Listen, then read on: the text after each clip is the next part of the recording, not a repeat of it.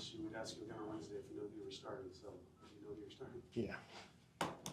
Same crew we've been starting. Yeah. The Mavs are rolling out that super big lineup. Like, is there any part where you guys discuss reacting to that, like what you want to do, or is it just way too early in the season to be reacting to other teams' lineups and configurations? Yeah, I think you're still trying to figure out and establish your own identity. It's pretty early to start reacting.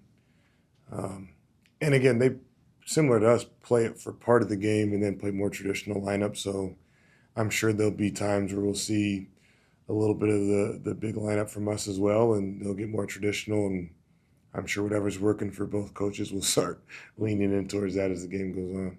You have 75 of these under your belt, but does this one feel different in that your title has changed and you're starting a season having gone through a training camp? Honestly, it doesn't feel different in the sense of the game or like right this moment, but the lead up and preparation for sure. Mm-hmm. And I think that will probably then lend itself to the execution of it maybe feeling a little bit different, but I don't think the feelings feel much different other than there's a lot more preparation and intentional thought that have gone into right now versus a little bit more reaction and trying to hold things together. What type of impact has Sean Slinney made on his team? How much of a benefit is to have him specifically for this matchup since he knows JK so well? Yeah, I think Sean's resume and experience speaks for itself. He's been around the league. He's had tremendous success wearing many different hats for different staffs, and as you allude to it, JK had a few different stops.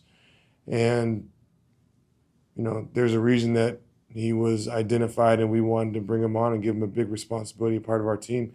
And he knows these guys well.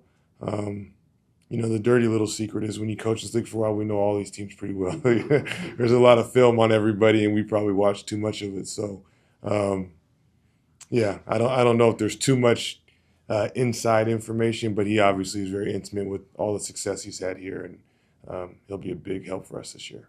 Does he talk more or less than you expected, and how have you tried to give him room to really kind of establish himself and be free as that associate coach?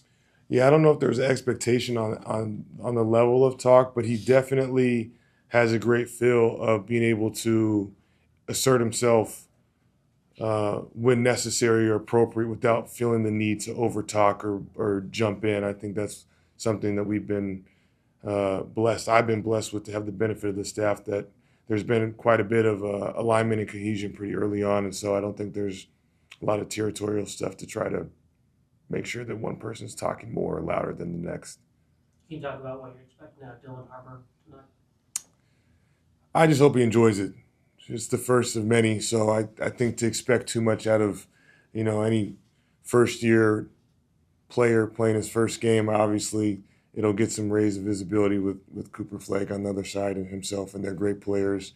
And it'll be fun, and it'll be something that their families will probably remember more than all of us. What are your impressions of Flag from what you've seen on tape? I'm guessing the same as yours, but he's good. He's competitive, he's fearless, he's versatile. He's a tremendous player. Coach, can you describe this Vic's mindset or mood right now, this morning? It's a special game for him, being finally back after 8 months. Yeah. Do you see anything different from him? I'm assuming, again, for a few different reasons, that being a big one, there'll be quite a bit of adrenaline in this game at the start. I don't think there'll have to be a bunch of Vince Lombardi speeches to get either team going, so I think he will come out aggressive and wanting to be in the moment. At some point, things will settle down and it'll become another basketball game. But having 8 months off for a guy like that who loves doing what he does, and then after playing for almost 3 years straight between, in France, national team, as well as the NBA, I think he's chomping at the bit to get back on the court. Knowing that, is there any, are you going to have to dial him back at all in terms of not playing him 48 minutes? I'm sure he's going to want to be out there the whole game. What's the plan for him minutes-wise early on?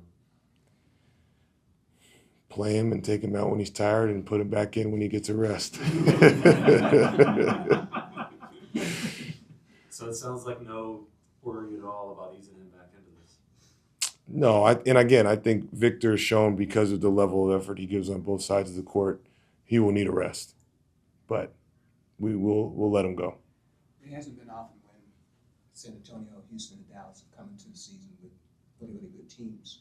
And I want to know, how hard do you think it would be for visiting teams to go through, I guess they used to call it the Texas Triangle, coming in, and you're starting tonight playing in Dallas. Yeah, I think the parity of the league is at an all-time high, at least from my experience and from following the West at that, has some teams that have been established for a few years as well as some teams that are building or have added. And I think the West is going to be a monster in general. And obviously, Texas in terms of Houston and Dallas have some teams that have been very successful recently, and we're trying to play catch up. So I think it's going to be a lot for going through many places in the West and around the league. With everything Victor did this summer, how have you seen that change him as a player and a person? He's in his young part of his career, so I think there's a natural progression for someone that works that hard and puts in the work that he does. And I think he obviously goes about it in a little bit more of a unique way than most, and that gets a lot of attention, rightfully so. But the strength, the development, the evolution of him will continue, I think, over the next couple of years until he reaches his prime, which is typically not in year 3. Contract extension deadline for Sohan came and passed. Just wondering, as a staff, how do you guys view him in terms of a piece of the puzzle, a piece of what you're building, both short term and beyond the season possibly? Yeah, Jeremy's been an integral part of our team for a few years now. We view him as someone that we are going to look towards for a defensive tone setter for us, and a guy that can play with many different lineups and help us in many different ways. And we're looking forward to getting him back.